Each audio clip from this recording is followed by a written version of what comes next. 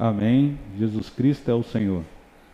Graças a Deus, vamos desfrutar de mais uma porção do JAV, Jornal Árvore da Vida, que nós estamos publicando através do canal da Igreja Ribeirão das Neves. E o que nós vamos tratar na mensagem de hoje, nós vamos fazer uma reflexão a respeito do casamento. O artigo que nós vamos desfrutar está na parte que diz o que Deus uniu. E o título da mensagem é A Casa do Casamento. Jesus é o Senhor. Ouvimos muitos casais dizer que seu casamento não é bom. Outros que está bom, mas poderia ser melhor. Essas afirmações são importantes e devem ser levadas em consideração. Perguntas têm o papel de levar as pessoas a refletir e a buscar respostas. Elas nos levam da superfície para o cerne do problema. Nosso objetivo aqui não é expor ninguém, mas aprofundar as questões que envolvem o casamento. Que tal abrir a casa do casamento e entrar a cada aposento, cada cômodo e área? Se você tem afirmações, o Senhor tem perguntas. Quem se habilita a respondê-las? Então nós vamos fazer um comparativo entre o nosso casamento com uma casa. E hoje é uma mensagem introdutória.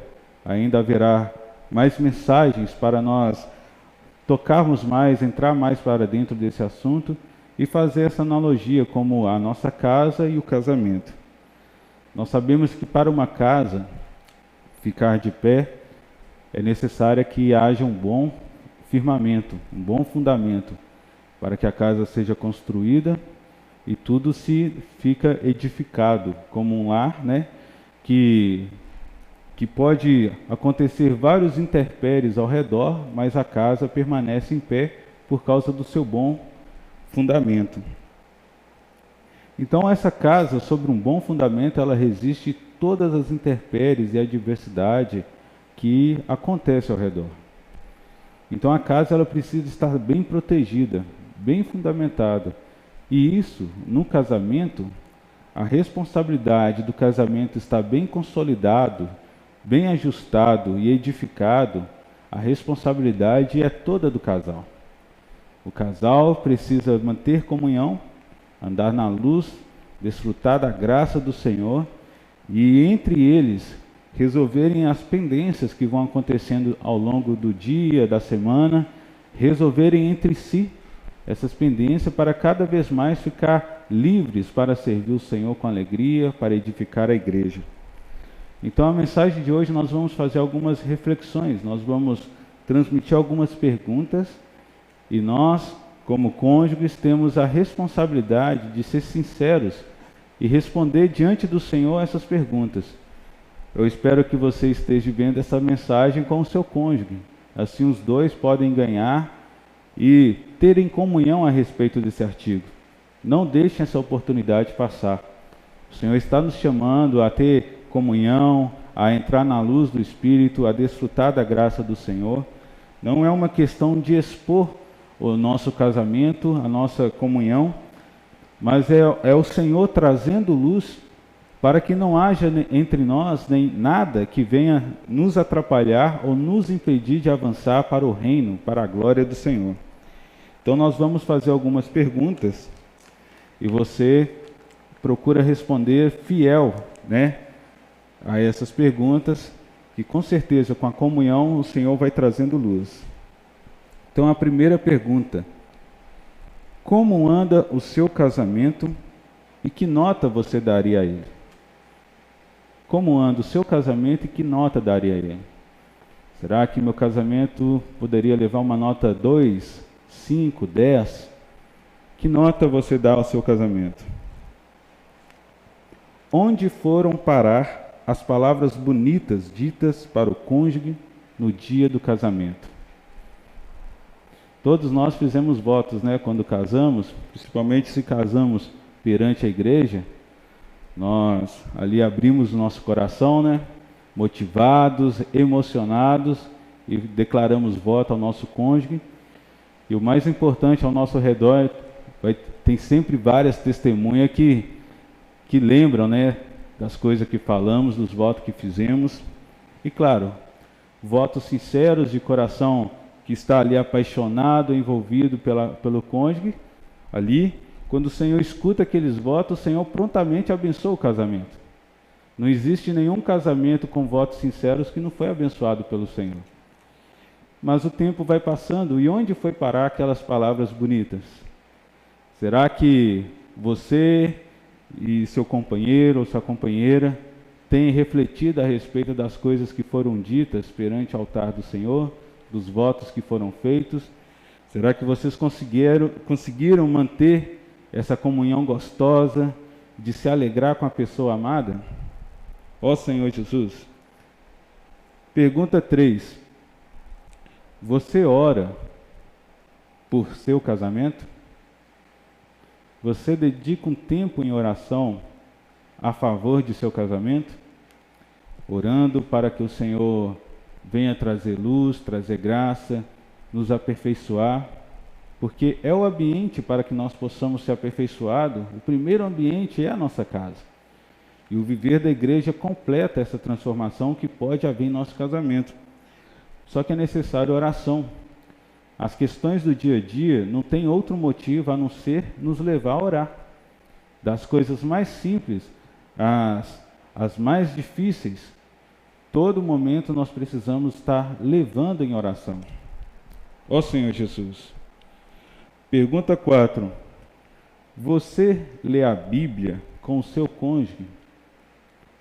A Bíblia é a direção que nós temos da parte de Deus e o alimento que nós temos da parte de Deus para todos os aspectos da nossa vida. Ler a Bíblia individual é muito bom, mas ler com o cônjuge é melhor ainda. Às vezes, na correria do nosso dia a dia, nós ficamos desanimados em ler a Bíblia, porque são palavras que requerem de nós um espírito exercitado. Todavia, se nós formos sinceros diante do Senhor, nós sabemos que nós perdemos muito tempo com outras coisas que poderiam ser muito bem aproveitados por nós, se nós separássemos esse tempo para ler a Bíblia com o nosso cônjuge. Ler individual é muito bom, é edificante, mas ler com o cônjuge pode trazer muita graça para o casal, pode trazer muita luz, e eu creio que Deus também espera estar presente em momentos assim, né? Ó Senhor Jesus. Pergunta 5. Você tem participado das reuniões da igreja, presencial ou virtual, com o seu cônjuge? Participar das reuniões é outro princípio. Nós podemos ler a Bíblia individualmente em nossa casa, todavia, o viver normal da igreja é um viver coletivo, e a palavra atual do Senhor é transmitida através dos seus profetas na igreja. Então, estar na reunião, além de nós conseguirmos absorver com mais detalhe a palavra de Deus, nos leva a participar da vida comum do corpo, onde nós podemos estar exercitando o nosso espírito e servindo ao Senhor. Então, estar na reunião também é o lugar de bênção para o nosso casamento, principalmente com o cônjuge. Se o seu cônjuge não está indo na reunião com você ou não participa, você precisa pagar um preço maior e estar intercedendo em oração até que um dia ele escute o convite feito pelo próprio Senhor. Às vezes não é um muito falar, mas sim um orar. Você tem que ir para o local de reunião, se você está sozinho, e ali consagrar um lugar, uma cadeira, para que o seu cônjuge possa estar ao seu lado ali. Ó Senhor Jesus. Pergunta 6. Você consegue aplicar a palavra de Deus a seu casamento ou somente a dos outros? Quando o Senhor expõe, através de sua palavra, ou traz alguma revelação a fim de nós praticarmos, será que nós consideramos que a palavra do Senhor é para nós? Ou só nós conseguimos achar que o Senhor está tentando aperfeiçoar outro casal? Ou é outro casal que precisa ouvir uma mensagem como essa? Todos nós, irmãos, precisamos da palavra de Deus, e a palavra de Deus é para que nós possamos praticar. Eu tenho que praticar essa palavra, para que ela se torne realidade no meu viver. Você também precisa praticar. Igual essas perguntas que nós estamos fazendo, depois, se você puder, volte a mensagem, anote a pergunta e faça diariamente essas perguntas. Com certeza haverá muito progresso. Pergunta 7. Você tem cuidado do seu cônjuge mais do que cuida dos outros? Você cuida do seu cônjuge mais do que cuida dos outros? Nós temos várias responsabilidades, quer na igreja, quer no viver familiar, quer no viver secular, trabalho. E nós, como filhos de Deus, cuidamos de pessoas, da parentela principalmente. Mas nenhum cuidado pode trazer uma diferenciação, pode trazer uma negatividade para a nossa casa. Nós temos que cuidar dos outros, mas não em detrimento à nossa casa. A nossa casa é o principal cuidado. Se a nossa casa está bem, nós podemos cuidar de outras pessoas. Todavia, se a nossa casa não estar bem, como cuidaremos de outras pessoas? Ó Senhor Jesus. Pergunta 8. Quais as principais necessidades espirituais de seu cônjuge? E o que você tem feito a esse respeito?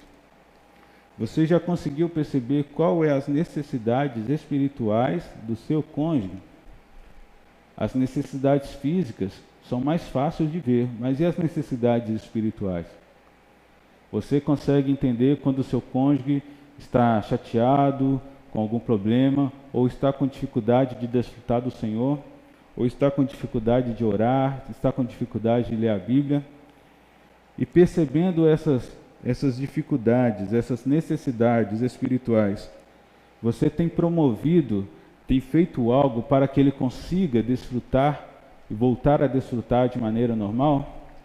Você tem feito do seu lar, do seu casamento, um ambiente propício para que seu cônjuge consiga desfrutar das porções maravilhosas de Jesus Cristo, de Deus?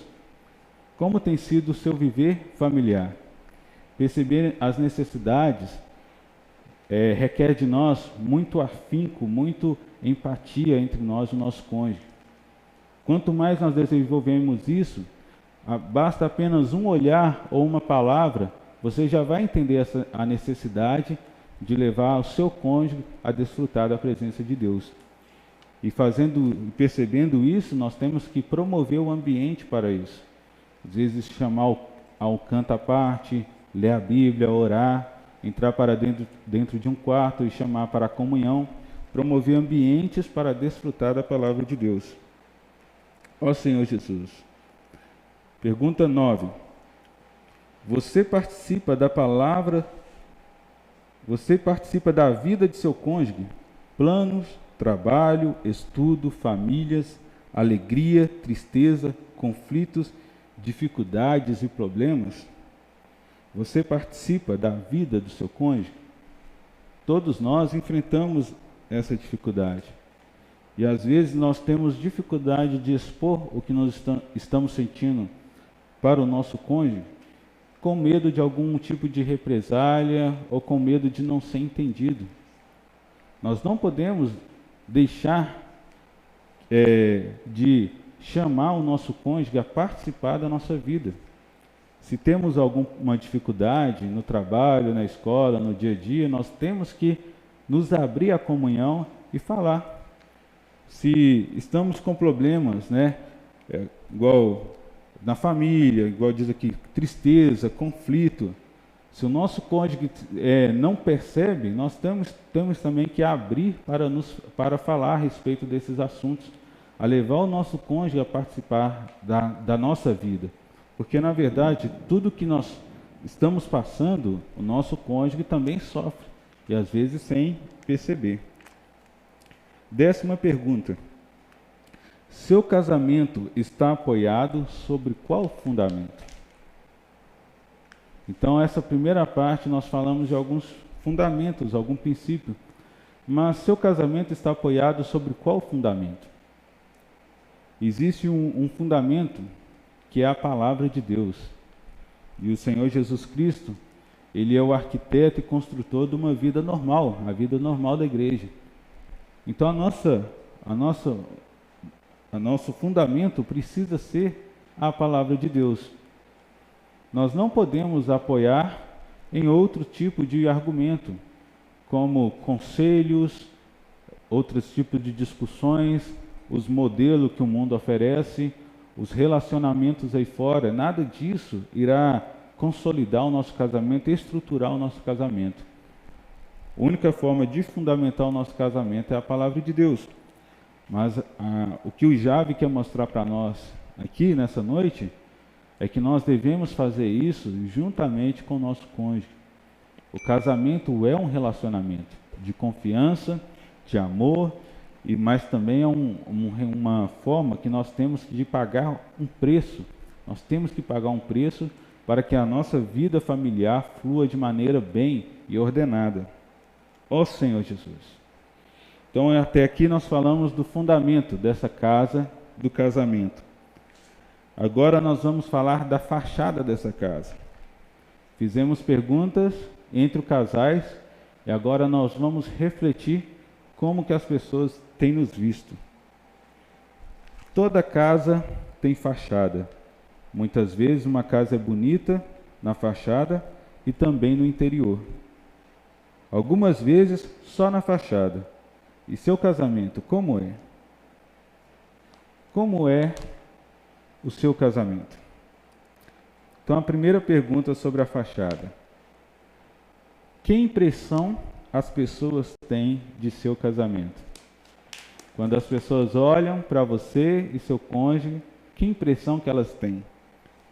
De um casal que desfruta da graça de Deus, de um casal que vive brigando fora da graça, de um casal que está feliz um com o outro, que estão se amando, ou um casal que não está tão bem. Às vezes nós pensamos que as pessoas não têm nada a ver, com a nossa vida. Todavia, o nosso testemunho é que atrai as pessoas ao Senhor. O nosso testemunho como casais é que atrai a outros jovens a casarem. Eles nos observam para aprender algo. Então, o que nós estamos transmitindo a essas pessoas? Segunda pergunta. A impressão que as pessoas têm dele confere com a realidade?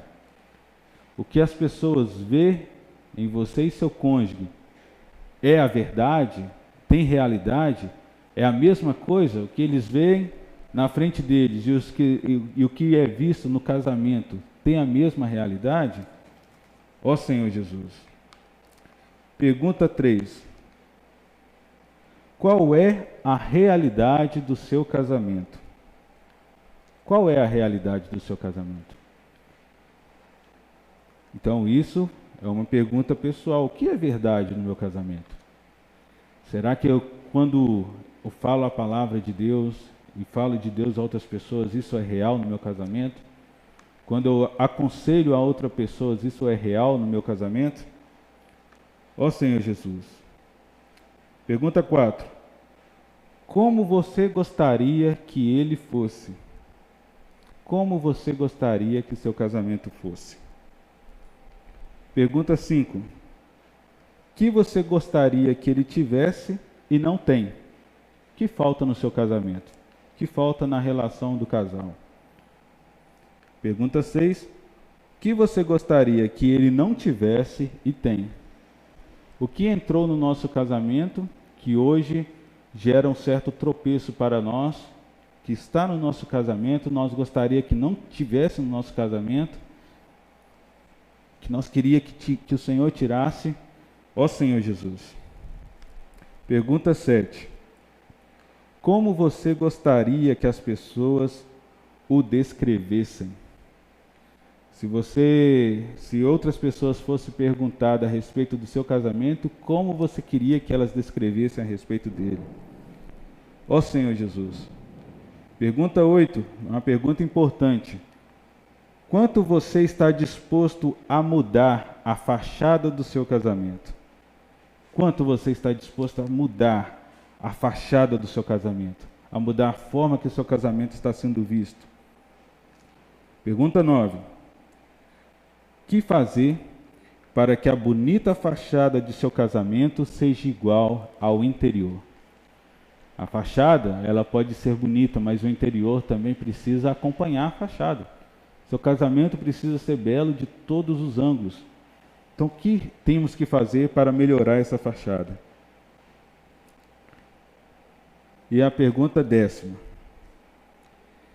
Que você tem ouvido de seu cônjuge que descreve que seu casamento é uma coisa por fora e outra por dentro? Que seu cônjuge te fala que na realidade mostra, aquilo que o seu casamento é de fato. Então, irmãos, são perguntas para que nós possamos refletir, meditar. São princípios, São conselhos para que nós possamos observar a estrutura que está sendo o nosso casamento. O nosso casamento não pode ser algo que nos impeça a desfrutar de Deus, a desfrutar de Cristo e da igreja. O nosso casamento não pode ser algo que nos leva a tropeçar. Então vamos ler o último parágrafo do Jave. Marido e mulher precisam conversar sobre todas essas coisas. Que tal separar um momento da semana para responder a essas perguntas? Antes, claro, orem ao Senhor para serem iluminados. Será necessário coragem para conversar sobre esses dois pontos, o fundamento e a fachada de seu casamento. O fundamento fala das raízes, a fachada da expressão. Que o Senhor abençoe seu casamento. Continuaremos nas edições seguintes falando de outros cômodos do casamento. Que o Senhor Jesus possa abençoar o seu casamento grandemente e que você possa também continuar a desfrutar dessas mensagens que nós estamos transmitindo, pois vamos dar continuidade, nós vamos entrar mais para o nosso interior da casa do casamento. Jesus Cristo é o Senhor.